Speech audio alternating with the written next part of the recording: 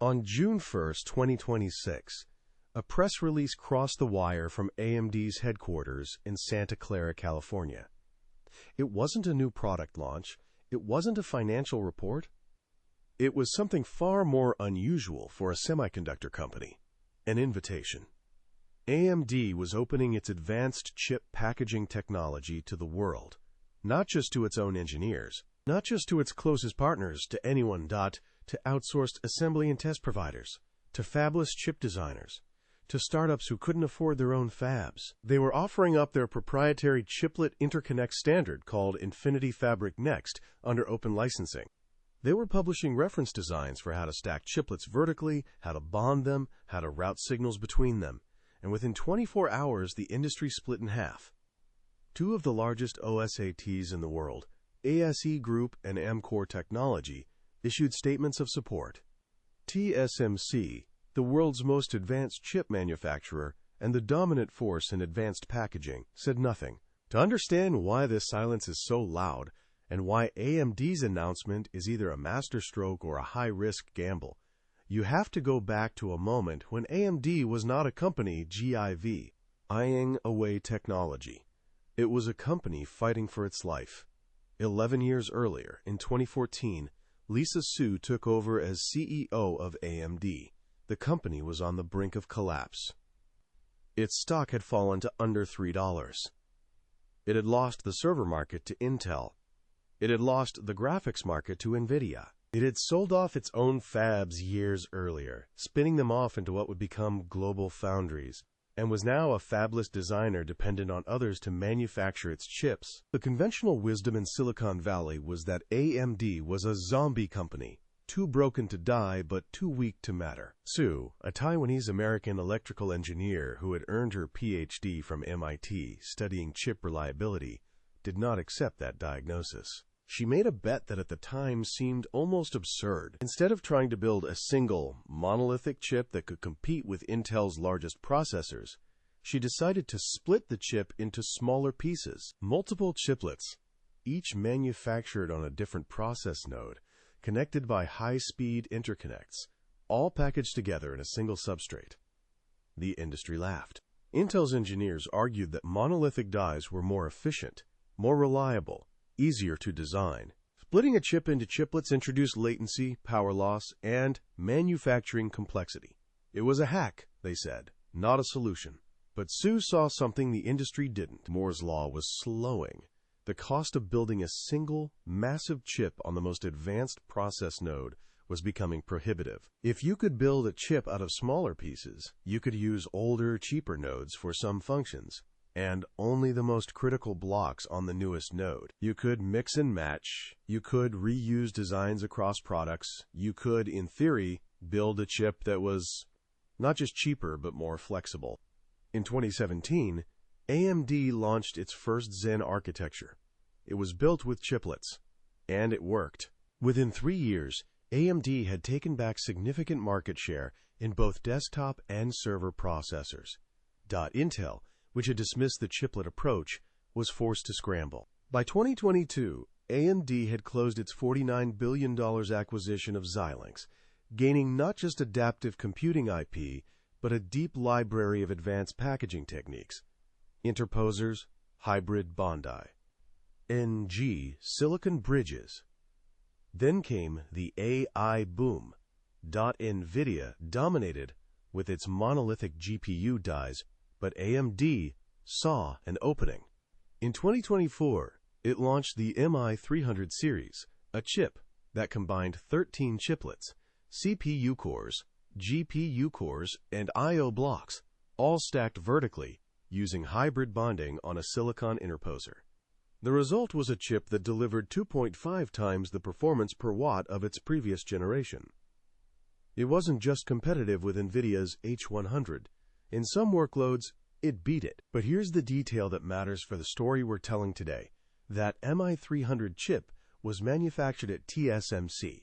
AMD was one of TSMC's biggest customers for advanced packaging, specifically for TSMC's CoWoS technology, which stands for Chip on Wafer on Substrate. CoWoS is not just a process. It is a bottleneck.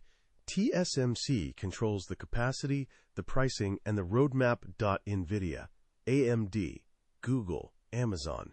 Every major AI chip designer is dependent on TSMC for advanced packaging. And TSMC, quite rationally, prioritizes its largest customers and its highest margin products. This creates a structural problem for AMD. It cannot scale AI chip production as fast as it wants because TSMC's CoWoS capacity is constrained. It cannot experiment with new packaging configurations easily because each change requires TSMC's engineering resources. It cannot bring smaller partners into the AI chip game because those partners have no access to TSMC's packaging lines at all. So on June 1, 2026, AMD announced a solution that, if you look at it from one angle, is pure strategic genius. And if you look at it from another, is an act of desperation. Let's look at the genius angle first. AMD is not just opening its packaging technology out of altruism.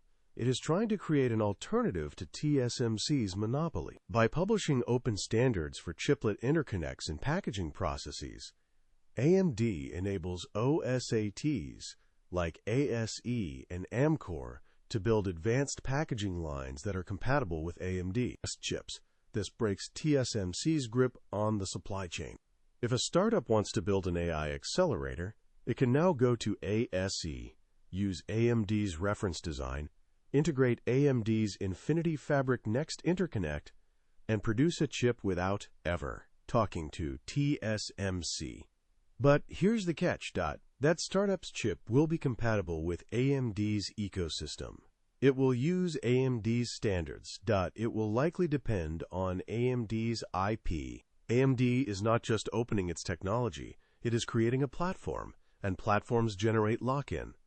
Just ask any software developer who built their business on Apple's iOS or Google's Android.open, but not free, .standardized, but owned. Now let's look at the desperation angle.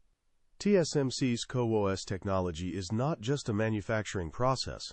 It is a finely tuned, years-in-the-making integration of materials, science, thermal management, and yield optimization. TSMC has spent billions perfecting it. Its yields are industry-leading. Its reliability is proven across millions of units shipped to NVIDIA, AMD, and others. An open ecosystem, by definition, involves multiple partners with different levels of capability, different equipment, different quality control. Can ASE match TSMC's yields? Can Amkor history suggest no? When Intel tried to open its own chiplet standard, UCIe 2.0, earlier in 2026, it failed to gain traction precisely because potential partners could not match Intel's quality. AMD's answer to this criticism is its own volume. AMD ships millions of Ryzen and EPYC processors every year. That volume gives it leverage. It can force its OSAT partners to meet its specifications because those partners want AMD's business. But volume also creates risk. If AMD's open ecosystem leads to lower yields or inconsistent quality across partners, it damages AMD's own product reputation. This brings us to the deeper question. Is this a repeat of Lisa Su's Zen playbook, or is it a fundamentally different bet with higher stakes? The Zen playbook was about splitting THE chip. It was a technical bet that succeeded because the physics worked and the market timing was right. The packaging playbook is about splitting the supply chain. It is a structural bet that depends not just on physics, but on industry coordination, partner capability, and competitive response. There is a historical pattern here that gives some confidence. Every major shift in chip packaging has started proprietary and eventually become open. In the 1960s, dual inline packages were proprietary to individual companies. By the 1980s, they were standardized. In the 1990s, ball grid arrays were initially proprietary to Motorola and IBM. By the 2000s, they were industry standards. In 1995, Intel's Pentium Pro used a multi-chip module that was proprietary. Today, multi-chip modules are standard across the industry. The pattern is clear. Proprietary packaging gives first-mover advantage, But open standards win in the long run. But the transition period is brutal. Companies that bet on the wrong standard get stranded. Companies that move too early lose money. Companies that move too late lose market share. AMD is betting that the market for advanced packaging will grow from $44 billion in 2025 to $78 billion by 2030, driven by AI chip demand. It is betting that TSMC cannot scale fast enough to capture all that growth. It is betting that OSATs, hungry for higher margin business, will invest in the equipment and expertise needed to support its standard. But there is another player in this game that we haven't mentioned, Intel. Intel's foundry service, Intel Foundry, has been trying to establish itself as an alternative to TSMC for years. In March 2026, it announced its own open chiplet standard, UCIe 2.0. But Intel's effort failed to gain traction. Why? Because Intel lacked volume. Its own chips were not using the standard in large enough quantities to force ecosystem adoption. AMD, by contrast, has volume. Its Ryzen and EPYC lines alone give it the scale to make its standard stick. This is the critical difference. AMD is not just publishing a specification and hoping someone adopts it. It is building its own products on that specification. Every Ryzen processor, every EPYC server chip, every MI series AI accelerator will use Infinity Fabric next.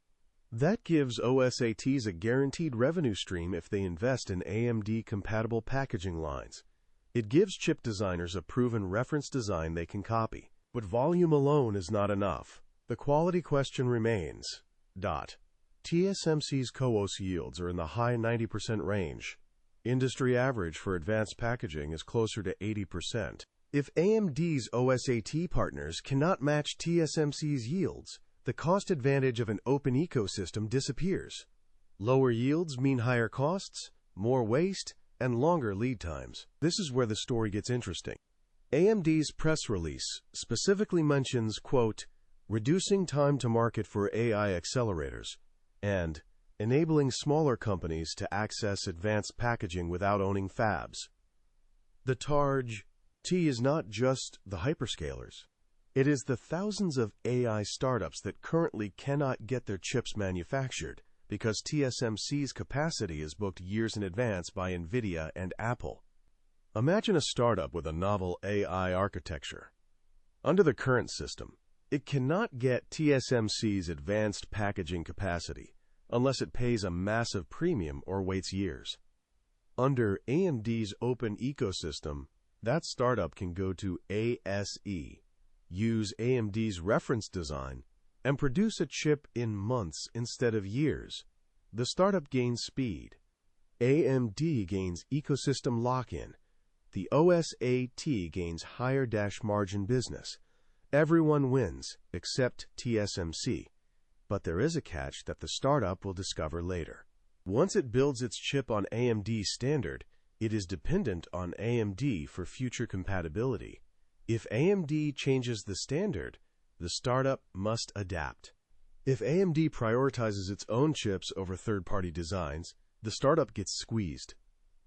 Open ecosystems have a tendency to become closed once the platform owner achieves dominance. Look at what happened with RISC-V, the open-source instruction set architecture that aimed to democratize chip design.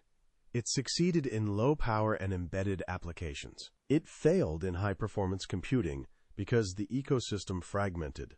Too many variants, too little coordination, no single entity enforcing quality. AMD must avoid this fragmentation. It must enforce standards without being dictatorial.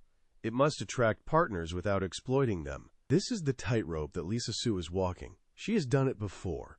In 2014, she bet on chiplets when everyone said monolithic was better. She was right. Now she is betting on open packaging when everyone says proprietary is safer. The question is whether the same playbook works a second time, in a different context, against a different opponent. TSMC is not Intel. Intel in 2014 was a sleeping giant, complacent, distracted by its own success. TSMC in 2026 is a focused, disciplined, and ruthlessly efficient monopoly. It has no interest in open standards because it benefits from closed ones. Its CoWoS technology is the gold standard, and it charges accordingly. TSMC's argument, which it has made privately to analysts and customers, is that open packaging ecosystems risk quality and yield. TSMC's proprietary CoWoS has proven reliability. Open standards, they argue, lead to fragmentation and lower performance. It is a valid argument. Physical manufacturing tolerances are harder to standardize than digital interfaces. A chiplet interconnect standard can define the electrical and logical interface, but it cannot control the thermal expansion, the bonding quality, or the particle contamination at each OSAT's facility. AMD's counterargument is that the market is growing so fast that even if OSAT yields are lower, the total output will be higher because there are more OSATs than there are TSMC fab. More capacity, more competition, lower prices. It is the classic argument for open systems, and it has historically won in every industry from software to telecommunications to automotive. But history also shows that open systems take time. The transition from proprietary to open does not happen overnight. It happens over years, often decades. AMD is betting that the AI chip market will wait, but AI chip demand is growing so fast that customers may not have the luxury of waiting for OSATs to ramp their yields. They may pay TSMC's premium just to get working chips today. This brings us to the final layer of the story. AMD's announcement is not just about packaging, it is about power. Who controls the physical infrastructure of AI computing? Right now, it is TSMC. If AMD succeeds, it becomes TSMC's equal, not just as a customer, but as a competitor in the packaging layer. If AMD fails, it remains dependent on TSMC, vulnerable to capacity constraints and pricing pressure. The next 12 months will tell us which direction this goes. ASE and Amkor have committed to building AMD-compatible packaging lines. The first third-party chips using Infinity Fabric Next are expected by mid-2027. If those chips meet quality targets, the ecosystem gains credibility. If they fail, TSMC's position strengthens. Lisa Su has made a career of betting against conventional wisdom. She bet on chiplets when everyone said monolithic was better. She bet on open standards when everyone said proprietary was safer. She bet on AMD when everyone said it was dead. She has been right before. But the stakes this time are not just AMD's survival. They are the structure of the entire AI chip supply chain.